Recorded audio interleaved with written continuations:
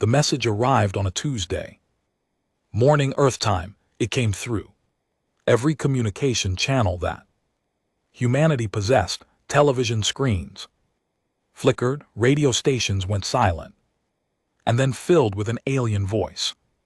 Computer networks carried the transmission to every corner of the planet. The Galactic Council wanted to make sure that every human heard their words. Captain Elena Vasquez was eating breakfast in the officers' mess of the UES Defiance. When the message began, she sat down her coffee cup and watched the wall screen like everyone else. The face that appeared was not human. It belonged to Ambassador Yelfin of the Vex, a species that looked like a mixture of a lizard and a praying mantis. His scales were dark green and his eyes were the color of dried blood. People of Earth, Yelin began. His voice was cold and precise. The Galactic Council has observed your expansion into the Kepler 4402 to system. This action violates the territorial expansion accorded. 17 years ago, the system was designated as a future resource reserve for the Vrexian hegemony. You were not informed of this designation because lesser species do not require such information.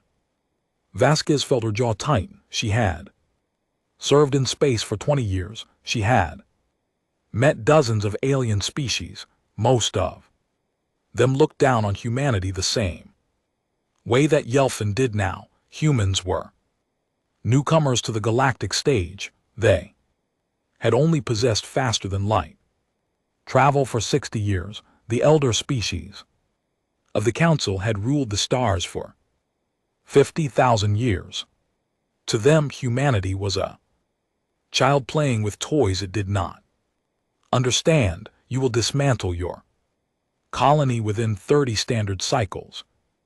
Yelfin continued. You will surrender all colonial assets to Vrexian administrators. You will pay reparations of 50 million tons of refined titanium and 10 million tons of rare earth elements. These terms are not negotiable. The ambassador paused. His red eyes seemed to stare directly at Vasquez, though she knew that was impossible. He was speaking to billions of people at once. The Galactic Council maintains a combined fleet of 800 warships. Yelfin said. Earth's registered navy consists of 47 vessels. If you refuse our terms, we will enforce compliance. You have 30 cycles to respond. Do not test our patience. Screen went dark. The officers' mess erupted in angry voices. Vasquez remained silent. She picked up her coffee and took a long sip. Her first officer, Commander David Chen, slid into the seat across from her. Captain, he said. What do we do? Vasquez finished her coffee before answering. We go to Earth. The brass will want to talk in the colony. There are 40,000 people on Kepler 4402b. They're not going anywhere. Vasquez stood and straightened her uniform. Send a response to Ambassador Yelin. Tell him we received his message. Chen hesitated. What should I say exactly? Vasquez smiled. It was a small smile, the kind that appeared on her face when she was about to do something that would make her superior is very nervous. Tell him we think his demands are cute. Use that word exactly, cute. The message was sent. The Defiance changed course for Earth and across the galaxy. The Galactic Council received humanity's response with complete confusion. Yelin read the transmission 3 times. He summoned his translation experts and demanded an explanation. The word cute had many meanings in human languages. It could describe something small and appealing. It could express affection for a child or a pet. It could also, the translators explain with obvious discomfort, be used to dismiss something as foolish or unthreatening. They mock us. Yelfin said, they actually mock us.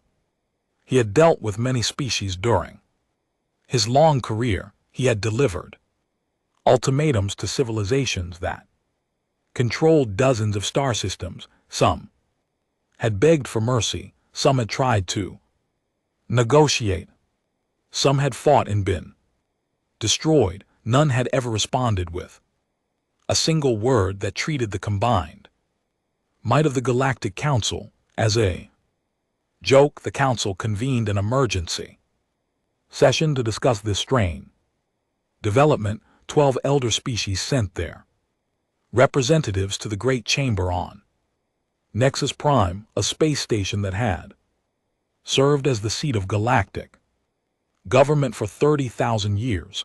They sat in a circle around a holographic display that showed the position of every known ship and colony in Council space. Humans are bluffing, said Representative Morith of the colony. His species resembled tall, thin birds with feathers of brilliant blue. They have no choice. Their fleet cannot match ours. Their colony cannot be defended. Perhaps they hope to negotiate, suggested Representative Thesa of the Communion, a hive mind species that spoke through specially bred drones. We should consider their psychological profile. Humans are known for emotional responses. Perhaps this captain acted without authorization. Yelfin shook his head. I have studied humans for decades. They are not as simple as we assumed.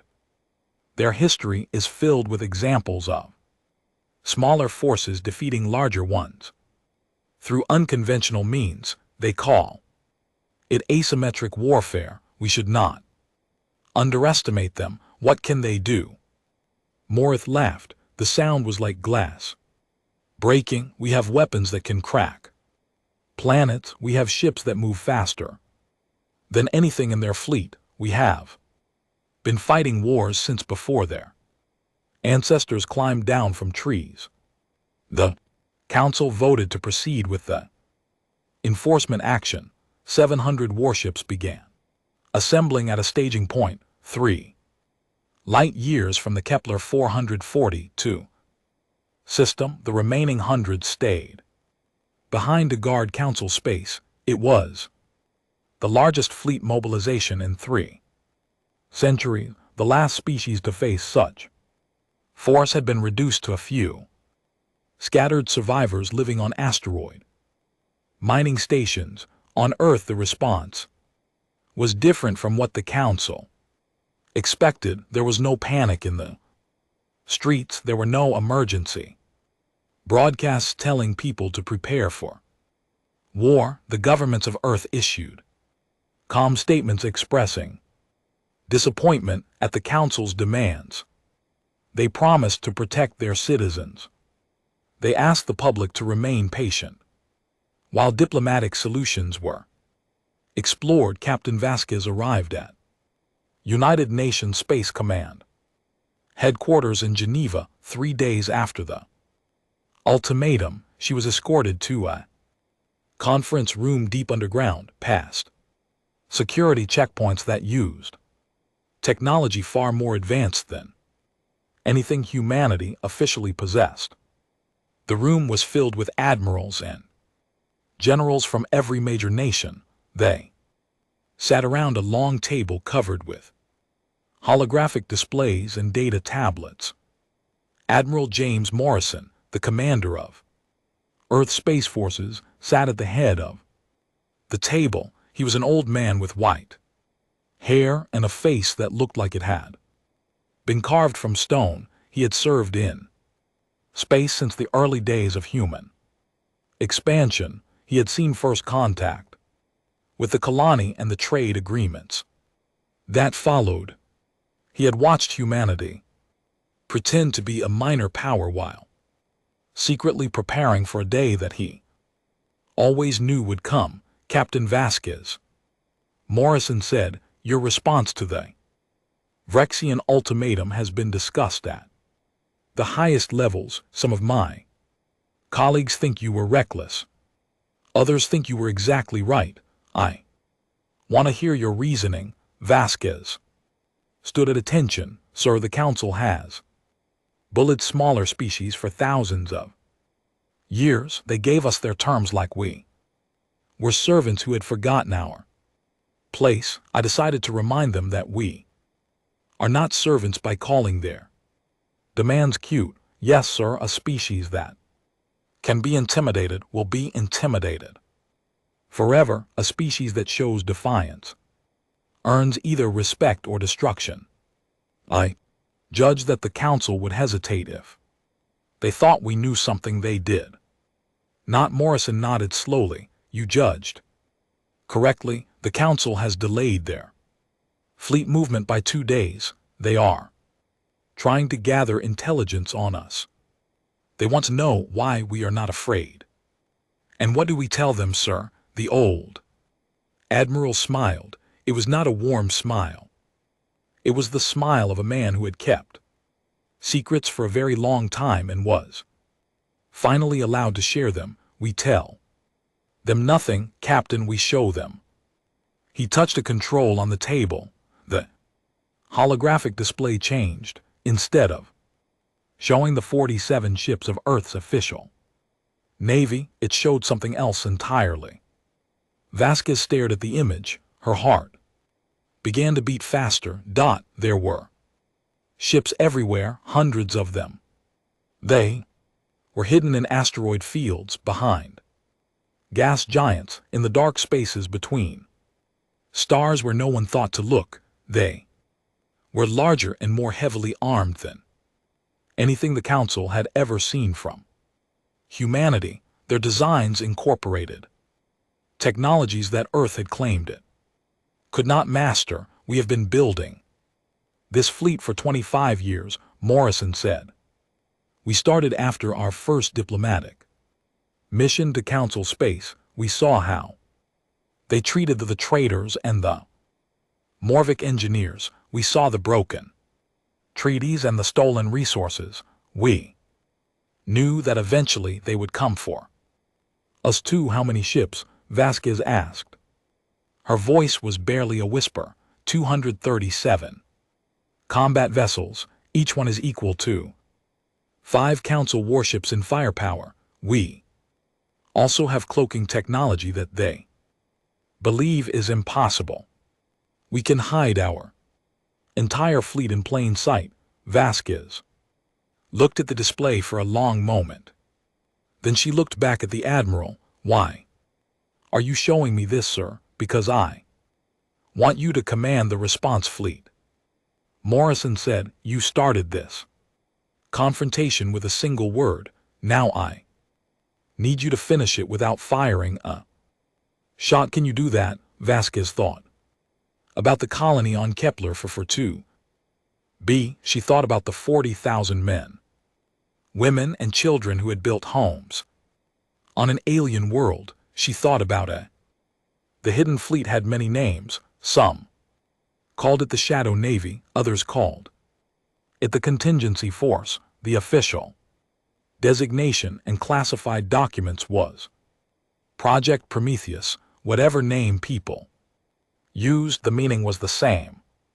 Humanity had been preparing for war while pretending to be at peace. Captain Elena Vasquez spent 3 days learning the truth about her species. She sat in briefing rooms and listened to intelligence officers explain 25 years of secret history. She studied ship designs that used physics the Council considered impossible. She met engineers who had spent their entire careers building weapons that no one was supposed to know existed. The story began with first contact, when the colony arrived in Earth's solar system. 60 years ago, humanity had celebrated. They were not alone in the universe. There were other intelligent species Among the stars, the future seemed bright and full of possibility, but they, diplomats who traveled to council space, saw a different reality.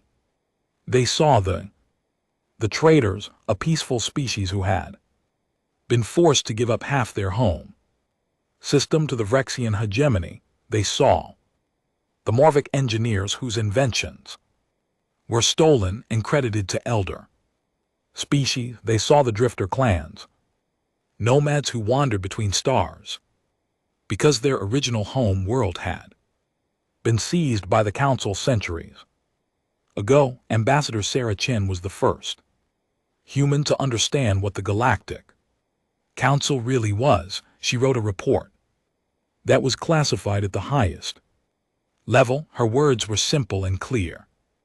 The Council is not a government of equals, it is an empire of the strong. Over the weak, humanity will eventually become one of the weak unless we prepare. The governments of Earth disagreed about many things, but they agreed about this. They created a secret program with funding hidden in black budgets across dozens of nations. They built shipyards and asteroid belts and research facilities on moons where no one would look. They recruited scientists and engineers and told them that the survival of their species might depend on their work. The first breakthrough came from a physicist named Yuki Tanaka. She discovered a way to generate power by tapping into the quantum vacuum, the energy that existed in empty space itself. The council species had theorized about this technology but considered it too dangerous to develop. The energy output was almost unlimited. A single generator the size of a car could power a city. Larger version could power a weapon that would make nuclear bombs look like firecrackers. The second breakthrough came from a team of materials scientists.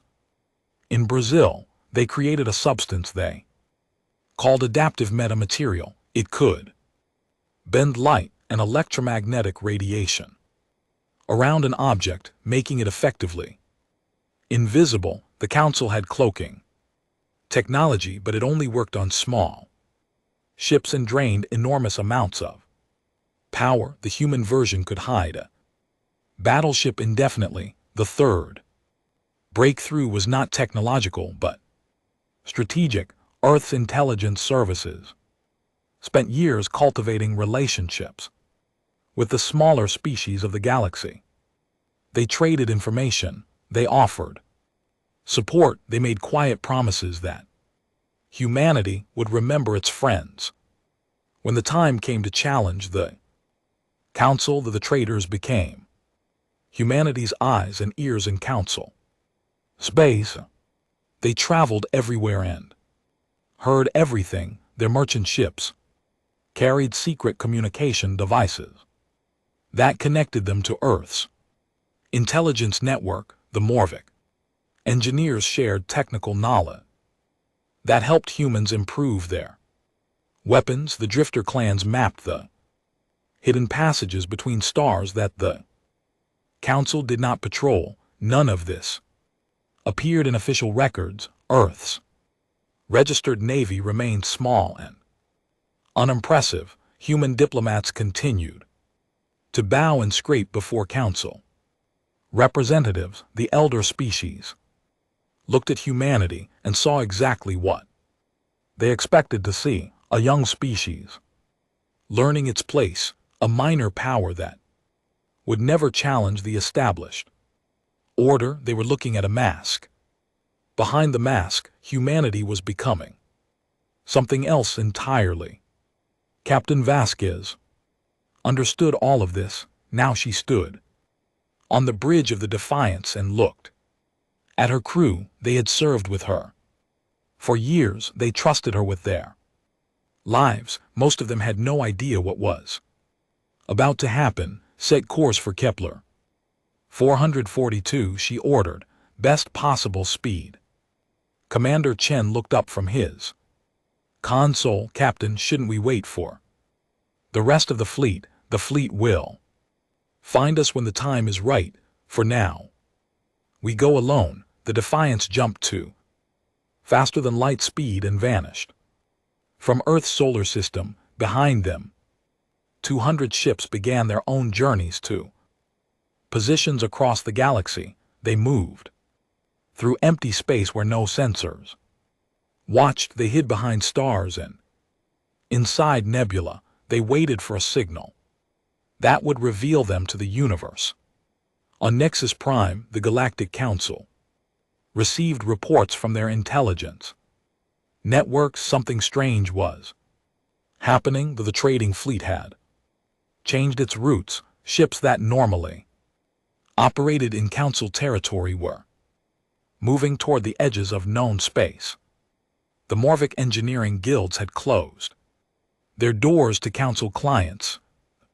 Drifter clans had gone silent. Their nomadic fleets disappearing from their usual haunts. Ambassador Yellen read these reports with growing unease. He had expected the humans to panic or beg for mercy. Instead, they had fallen quiet. Their government continued to issue calm statements. Their citizens went about their daily lives. It was as if they did not believe the threat was real, or as if they knew something.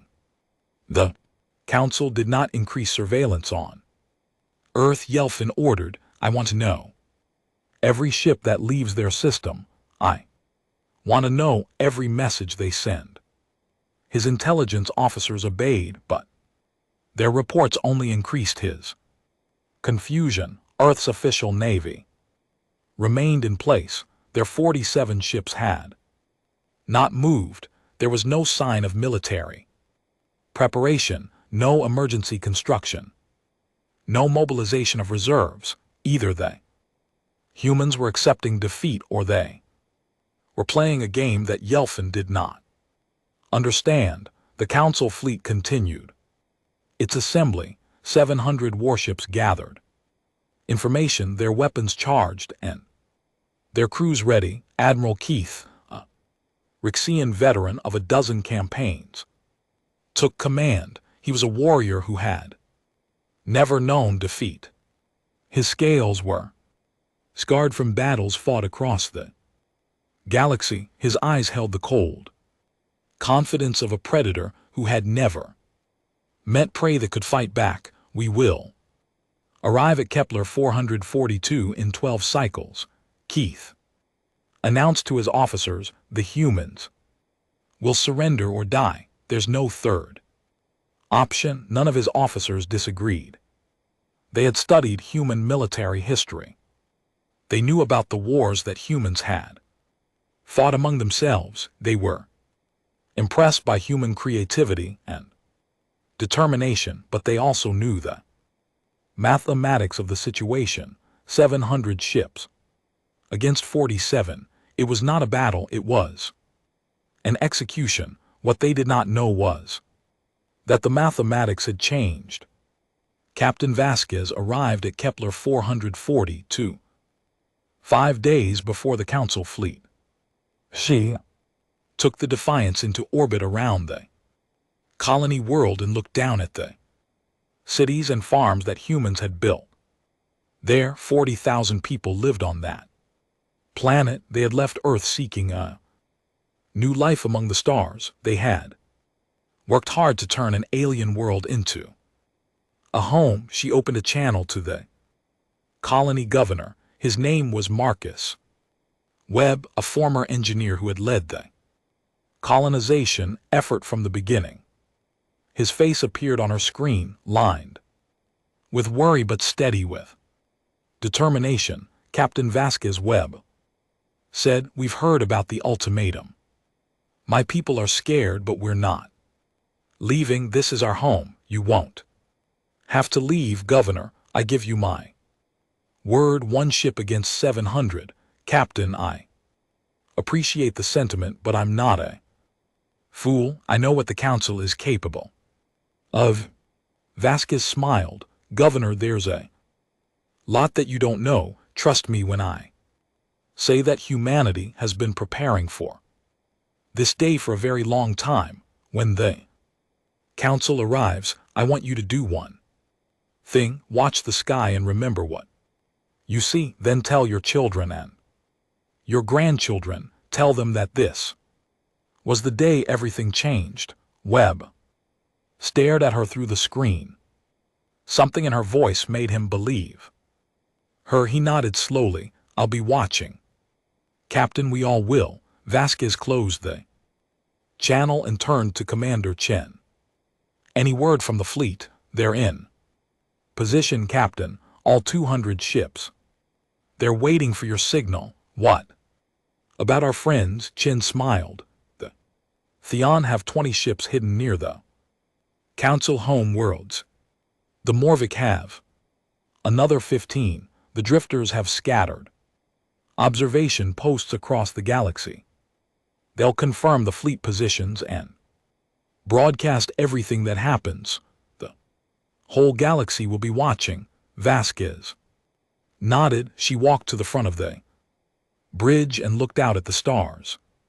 Somewhere out there, the Council fleet was approaching. They were coming to crush a species they considered inferior. They expected fear and submission. They expected to add another footnote to their long history of conquest. They had no idea what was waiting for them. The hours passed slowly. Vasquez slept in short intervals and ate meals at her command chair. Her crew worked in shifts, keeping the ship ready for whatever came next.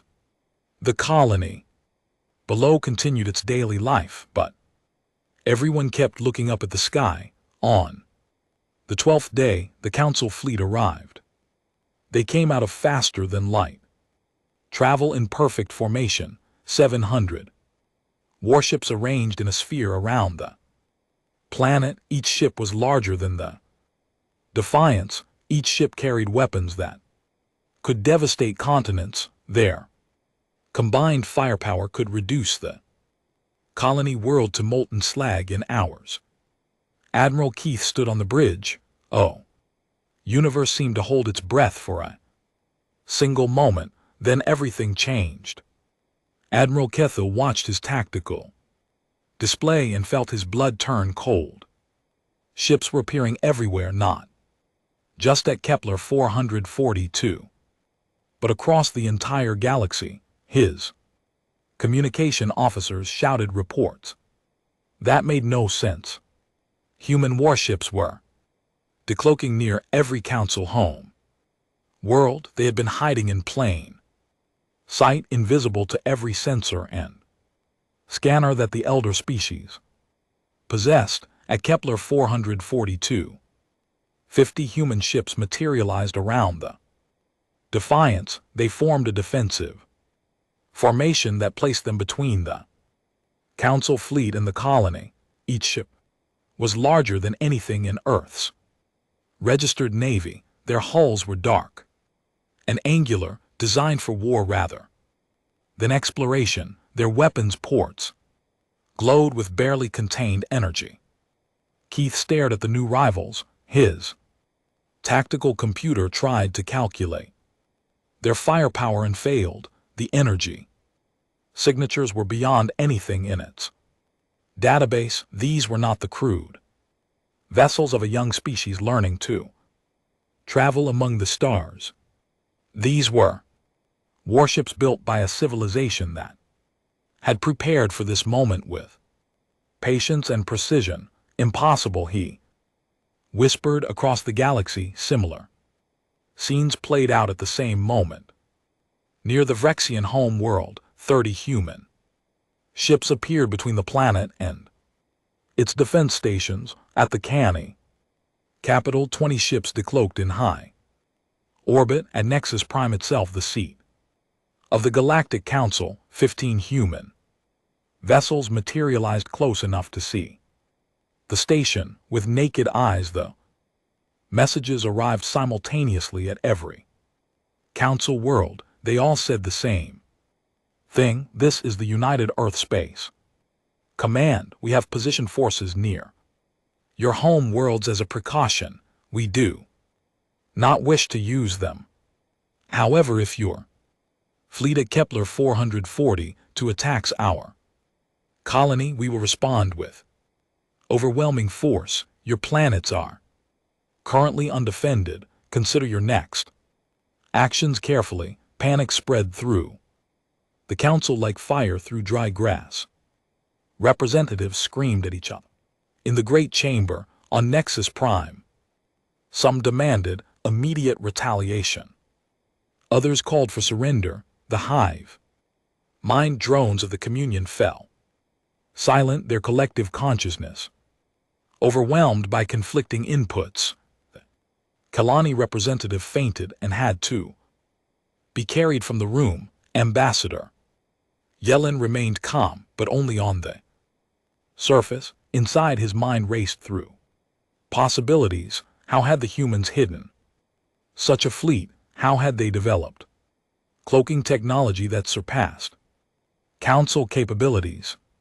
How had they moved so many ships into position without being detected? Every assumption he had made about humanity was crumbling. He opened a private channel to Admiral Keith. Report. The Admiral's face appeared on his screen for the first time in Yelfin's memory. Keithil looked uncertain. Ambassador, I am facing 50 enemy vessels. I still have numerical superiority, but their energy signatures suggest weapons far more powerful than our own. If we engage, casualties will be extreme. Victory is not certain, and if we do not engage, then we admit weakness. Every species in the galaxy will see that the Council can be challenged. Our authority will be destroyed. Yellen considered this.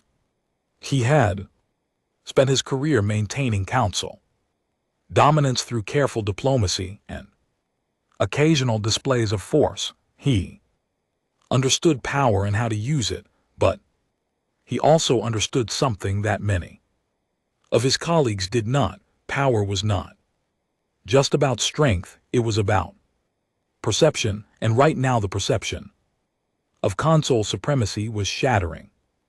Hold your position, he ordered. Do not fire unless fired upon. I will speak with the human captain. Keel nodded stiffly and closed the channel. Yellen took a deep breath and opened a connection to the Defiance. Captain Vasquez appeared on his screen. She looked exactly as she had during their first communication, calm, confident, slightly amused. Yelfin wanted to hate her, but he found himself feeling something closer to respect.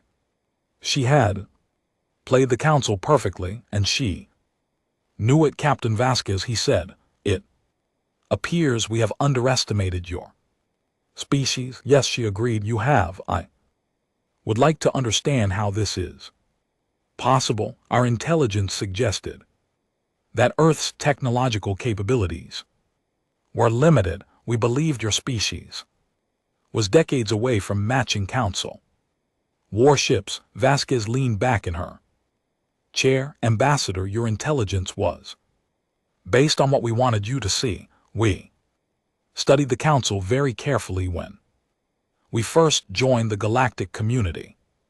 We learned how elder species treated newcomers. We saw what happened to species who revealed their strength too early. They were absorbed or destroyed before they could become a threat. So you hid, we prepared. There's a difference.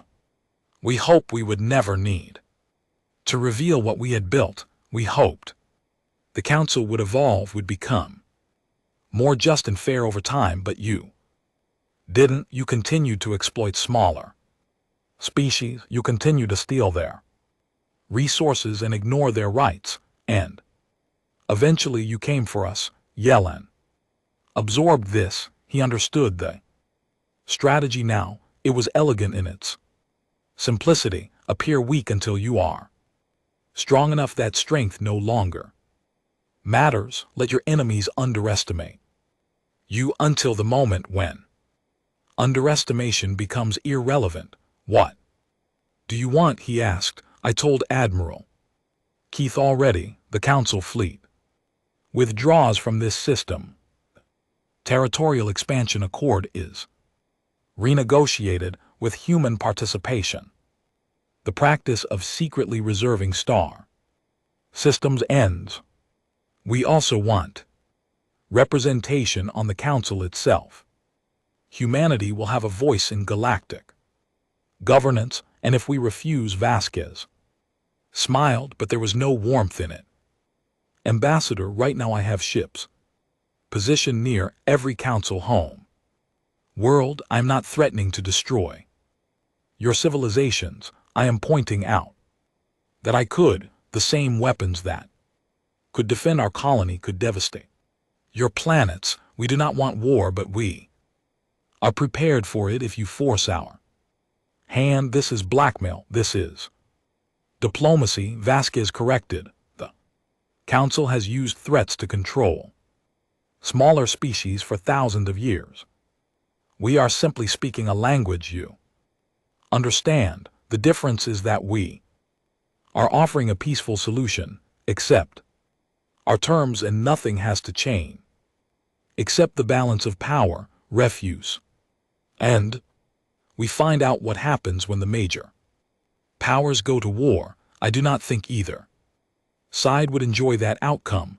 Yelfin was silent for a long moment. He thought about the ships near his home world. He thought about his family who lived there. He thought about what would happen if those human weapons fired on population centers. The Council had committed many acts of destruction over the centuries, but always against inferior opponents. They had never faced an enemy that could strike back with equal force. I need to consult with the Council, he said. Finally, of course. Take the time you need, but understand that our ships will remain in position until we reach an agreement. And if Admiral Kethel makes any hostile move toward our colony, we will respond immediately and without restraint. Channel closed. Yellen sat in the sudden silence of his office and considered how completely the galaxy had changed in a single hour. On the Defiance, Captain Vasquez allowed herself a moment of relief. The first phase was complete. The Council knew what humanity was capable of. Now came the harder part, convincing them to accept a new reality without starting a war that would kill billions. Commander Chen approached her. Command Chair, Captain, were receiving messages from all over the galaxy. The Theon are broadcasting everything to every species with a communication network. The story of what just happened is spreading faster than we could have imagined. Good. We want everyone to know this isn't just about us anymore. It's about every species that the Council is bullied and exploited. They're watching to see what happens next. Do you think the Council will accept our terms? Vasquez considered the question. Some will, the smarter ones who understand that their old way of doing things is over. Others will resist. They'll see this as an attack on their status and their power. The question is which faction wins the internal debate, and if the hardliners win, then we fight. But I don't think it will come to that. The Council has survived for 50,000 years because they understand power. They're not going to throw away their civilization for the sake of pride.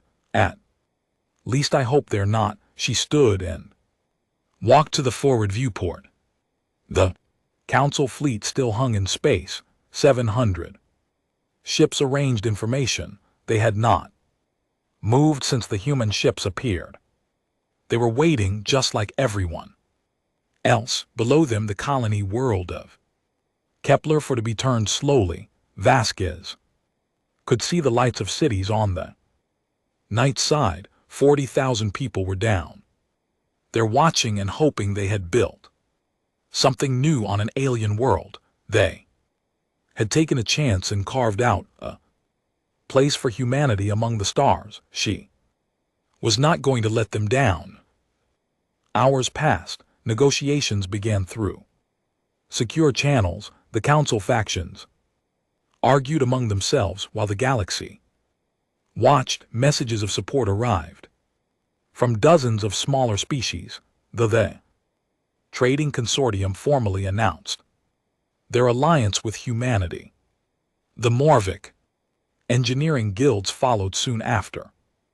The Drifter clans emerged from hiding and declared that they stood with Earth. It was not just humanity against the Council anymore. It was the old order against a new coalition that had been growing in secret for decades. The balance of power in the galaxy was shifting before everyone's eyes. Admiral Keth watched these developments from his flags. The parley took place aboard the Defiance. Captain Vasquez had considered meeting on neutral ground, perhaps of the trading vessel or an uninhabited moon. But Clear's throat, Admiral Morrison had suggested otherwise. Let them come to you, he said. Let them see that humanity is not afraid. So Admiral Keith and Ambassador Yellen boarded a shuttle and crossed the space between the fleets.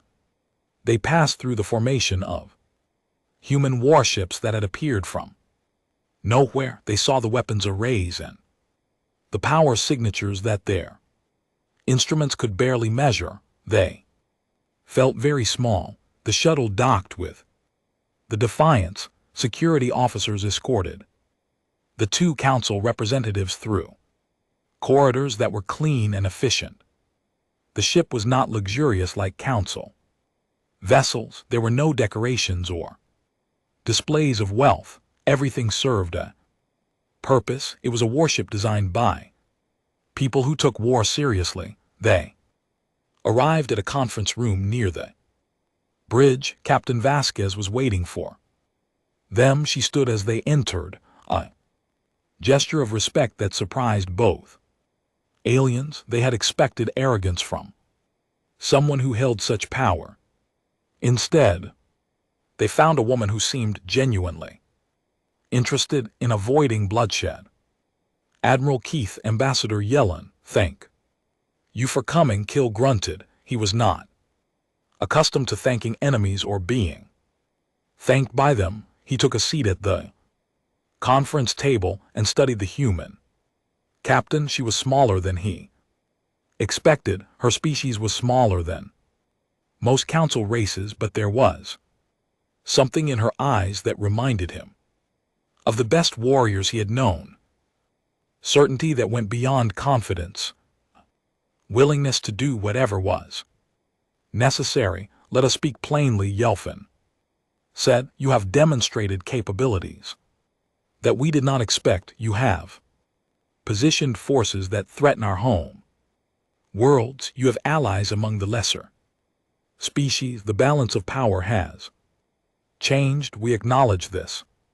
I appreciate your honesty, Vasquez replied. However, you must understand our position. The Council has maintained order in this galaxy for 50,000 years. We have prevented wars that would have killed trillions. We have established trade networks that benefit every species. We have created a civilization that spans the stars. If our authority collapses, chaos will follow. Vasquez nodded. I understand your concern, and I want to be clear about something. We are not trying to destroy the Council. We are not seeking revenge or conquest. We simply want the system to change. How? Keith asked. Right now the Council is ruled by 12 elder species who make decisions for everyone else. The smaller species have no voice. Their interests are ignored. Their resources are taken without fair compensation. Their worlds are designated as reserves for elder species without their knowledge or consent. This is not governance, it is exploitation. We have maintained stability. Yan protested. Stability for whom? The Theon have been paying tribute to the Rex for 3 centuries. The Morvic have seen their inventions stolen and their people treated as second-class citizens. The Drifter clans lost their home world and have been denied the right to settle anywhere else. Is that the stability you are proud of? Silence filled the room. Keith shifted uncomfortably. He had participated in many of the actions Vasquez described. At the time they had seemed justified. The strong ruled the weak. That was the natural order of things. But hearing it described through human eyes, it sounded different. It sounded like something to be ashamed of. What do you propose? Yellen asked. Finally, a Vasquez touched a control and a holographic display appeared above the table. It showed a diagram of a new governing structure. We propose a reformed council with representation for all species, not just the Elder 12. Voting power would be based on population and contribution, not on how long a species has been spacefaring. The territorial expansion accord would be rewritten to give all species equal access to unclaimed systems. Trade agreements would be renegotiated to eliminate unfair practices. You want to destroy everything we have built, Kefil said. No, we want to improve it. The Council has done good things as well as bad things. We are not proposing to tear down the entire system. We are proposing to make it fairer, more just, more sustainable.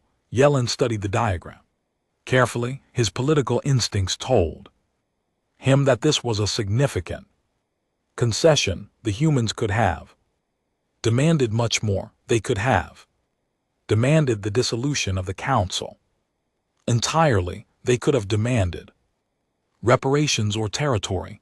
Instead, they were offering to share power rather than seize it. Why? He asked. You have the strength to take whatever you want. Why settle for reform? Vasquez was quiet for a moment. When she spoke, her voice was softer than before. Because we studied your history, Ambassador. We saw what happens when great powers fall.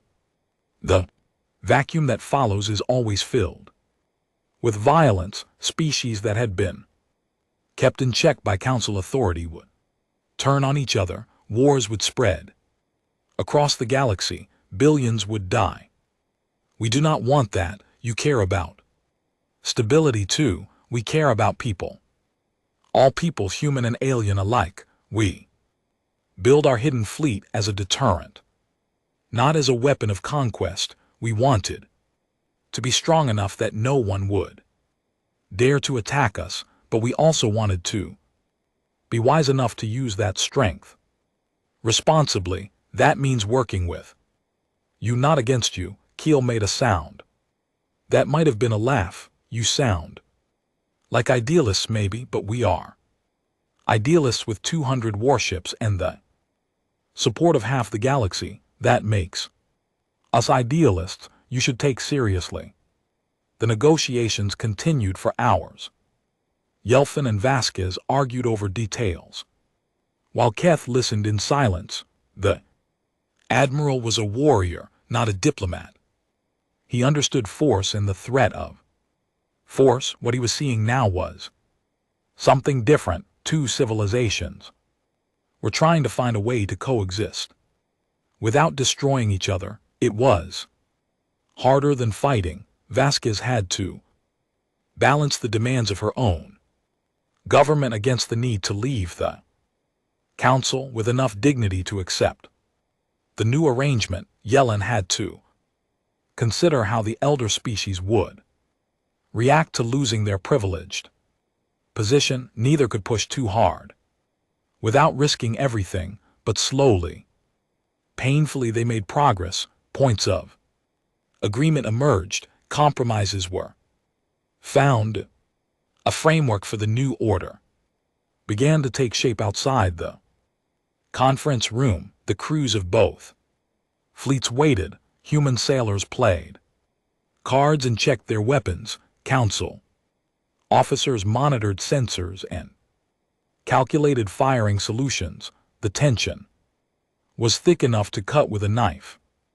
One wrong word, one misunderstanding, and everything would collapse into violence. Commander Chen stood on the bridge of the Defiance and watched the Council flagship through the viewport. He had been with Vasquez for years. He had seen her make difficult decisions in combat situations that would have broken lesser officers, but this was different. This was not about winning a battle. This was about winning a peace. Do you think she can do it? Asked Lieutenant Torres, the ship's tactical officer. Shen considered the question. She talked of Rixian Admiral into holding fire when he had us outgunned 14-1. She convinced the Council to negotiate instead of attack. If anyone can pull this off, it's her, and if she can't, then we fight, and a lot of people die in the galaxy becomes a darker place for a very long time. Torres nodded grimly. She returned to her console and continued monitoring the enemy fleet. The waiting continued. Inside the conference room, the final pieces fell into place. The new agreement would be called the Compact of Species. It would replace the old council structure with something more democratic. Elder species would retain significant influence, but they would have to share power with newcomers. The territorial expansion accord would be suspended pending renegotiation. Human ships would withdraw from council homeworlds once the agreement was signed. There is one more thing, Yellen said. The council will want to know why humanity did this, why you chose to reveal yourselves now, why you risked war for the sake of a single colony. Vasquez thought about the question. She thought about the years of preparation, the alliances built in secret, the weapons developed behind closed doors. She thought about the people on Kepler for to be who had simply wanted to build a new life. She thought about all the smaller species who had watched the standoff and dared to hope for something better. We did it because it was time, she said. We had hoped the council would change on its own. We had hoped that the elder species would eventually realize that their system was unjust, but they didn't. They kept exploiting the weak and ignoring their rights. They sent ultimatums to peaceful colonies and expected everyone to bow down. She paused and looked directly at Yellen. Ambassador, do you know what the word cute meant when I used it to describe your demands? Yellen's jaw tightened. My translators had difficulty with the precise meaning. It means something small and harmless, something that does not need to be taken seriously. I used that word because I wanted you to understand something important. Your threats did not frighten us. Your power did not impress us. We had already prepared for everything you could do to us, and we were ready to respond. You were mocking us. I was teaching you. The lesson is simple. Never underestimate anyone. Never assume that weakness means acceptance. Never believe that power gives you the right to treat others with contempt. The species you dismissed as lesser built fleets in secret and waited for the right moment. The galaxy you thought you controlled was already slipping away. Kathron news spread across the galaxy like light from a newborn star. The council had backed down. Humanity had stood its ground. A new Compact had been signed that would change the shape of Galactic civilization forever. On Kepler for 2b, the colonists gathered in the central plaza of their largest city and watched the council fleet turn away. 700 warships that had come to destroy them were now retreating toward their own territory. The relief was overwhelming. People cried and embraced each other. Some fell to their knees and prayed to whatever gods they believed in. Others simply stood in silence, unable to fully process what had happened. Governor Marcus Webb stood on the steps of the Colonial Administration building and addressed his people. His voice was rough with emotion, but his words were strong. We came here to build something new, he said. We came here because Earth was not enough for us. We wanted to reach for the stars and make them our home. Today we prove that we belong here, not because anyone gave us permission, but because we earned the right to stay. We are colonists no longer. We are citizens of the galaxy. The cheering lasted for hours. It could be heard from orbit. On Nexus Prime, the mood was very different. The elder species were in shock. For 50,000 years, they had ruled unchallenged. They had grown comfortable with their power and their privilege. Now that comfort was being stripped away, and they did not know how to respond. Some reacted with anger. The colony representative demanded that the agreement be rejected. He called for a new fleet to be assembled, for the humans to be destroyed before they became even stronger. His calls went unanswered. Other elder species had seen the weapons raid against their home worlds. They knew that war with humanity would not be a victory, it would be a catastrophe. Others reacted with despair. The old order was crumbling. The traditions and hierarchies that had defined their civilizations were being questioned.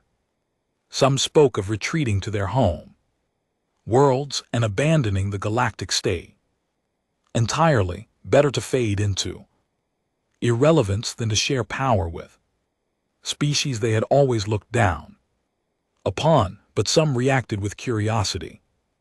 They saw the compact of species not as a defeat but as an opportunity. The galaxy had been stagnant for millennia. The same powers ruling in the same ways, making the same decisions, producing the same outcomes. Perhaps change was not something to fear. Perhaps it was something to embrace. Ambassador Yelfin was one of these. He returned to Nexus Prime and spoke to the council with words that surprised many. We have been shown a mirror, he said.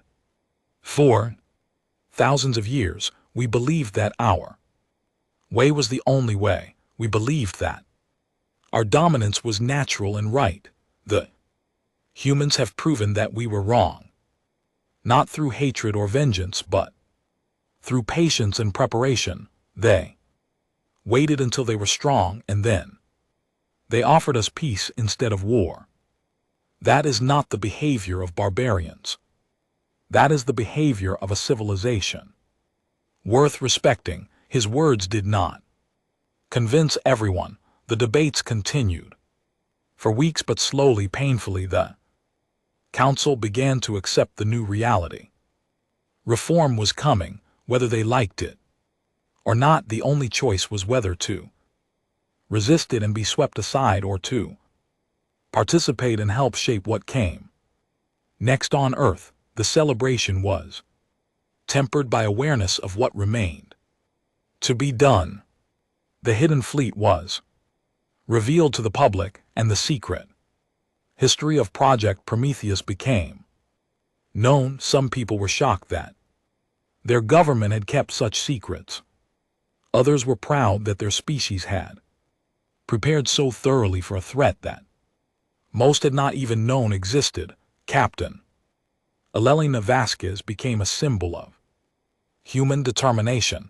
Her image appeared on news broadcasts across the planet. Politicians praised her courage. Militarimi studied her tactics. Children dreamed of growing up to be like her, standing alone against impossible odds and refusing to back down. She accepted the attention with quiet discomfort. She had never sought fame or glory. She had simply done what needed to be done when the moment demanded it. Now she wanted to return to space to continue the work that remained unfinished. Admiral Morrison summoned her to headquarters one final time. He offered her a new position, Earth's first ambassador to the Reformed Council. It was an honor that anyone else would have accepted without hesitation. Vasquez declined. I'm a ship captain, she said. I belong in space, not in diplomatic receptions. Find someone who actually enjoys that kind of thing. Morrison smiled. He had expected this answer. Then what do you want? I want to go back to the Defiance. I want to patrol the borders and keep our people safe. I want to be there when the next crisis comes, because there will always be a next crisis. The galaxy is changing, but it's not going to become peaceful overnight. Someone needs to watch the darkness and be ready when danger appears. You've already done more than anyone could ask. I've done what the moment required. The moment is passing. New moments will come. I want to be ready for them. Morrison nodded and granted her request. Vasquez returned to her ship and her crew. The Defiance left Earth orbit and headed back toward the stars. Behind them, diplomats and politicians began the slow work of building a new order. Ahead of them, the unknown stretched out like an invitation on the bridge. Commander Chen stood beside his captain and watched the stars flow past. Do you think the peace will last? He asked. Vasquez considered the question. She thought about Yellen and Cathro, former enemies who might become something like partners in time. She thought about the smaller species who were finally gaining a voice. She thought about all the centuries of resentment and distrust that would need to be overcome before true unity could be achieved. Peace never lasts forever, she said. Nothing does. Empires rise and fall. Alliances form and break. Species that are friends today become enemies tomorrow. That's the nature of the galaxy. That sounds pessimistic. It's realistic, but there's another side to it. Enemies can become friends too.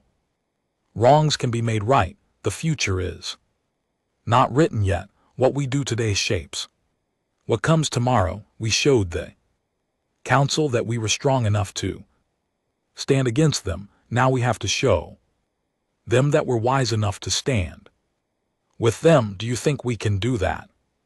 Vasquez smiled.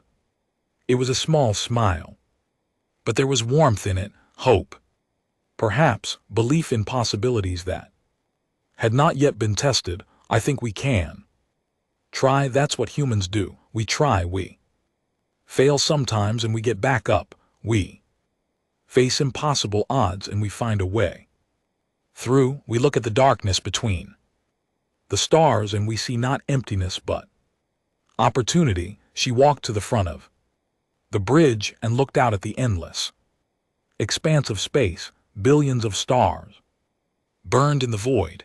Around them orbited countless worlds, each one unique, each one full of potential. Somewhere out there, species she had never heard of were living their lives and dreaming their dreams. Somewhere out there, challenges she could not imagine were waiting to be met.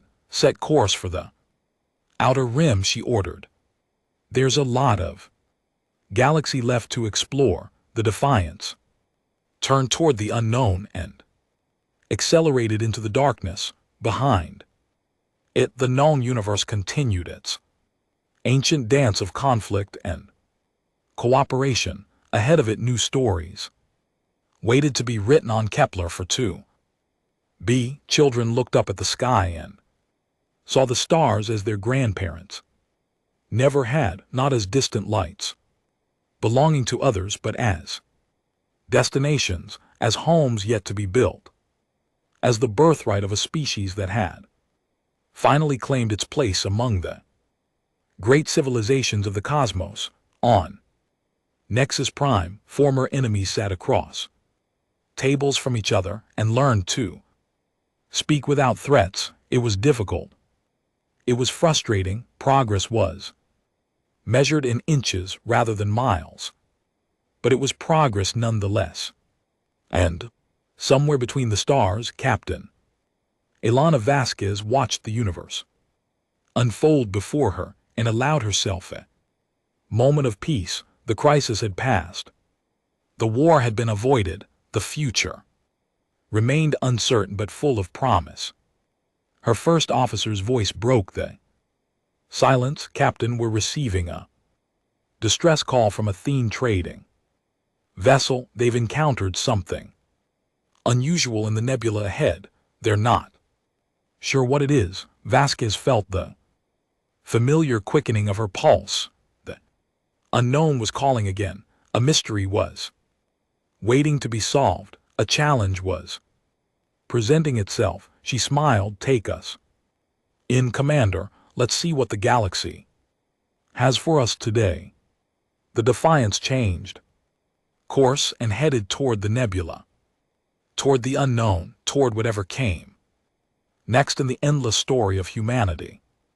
Among the stars, the galaxy had learned to respect Earth. Now it would learn what humans did with that respect. Not conquest, not domination, but exploration, discovery, the endless pursuit of knowledge and connection that had driven the species since its earliest days. The Vrex had called humanity's response cute. They had met it as dismissal, but in the end it had become something else, a statement of confidence, a declaration of purpose, a promise that humanity would never be what others expected.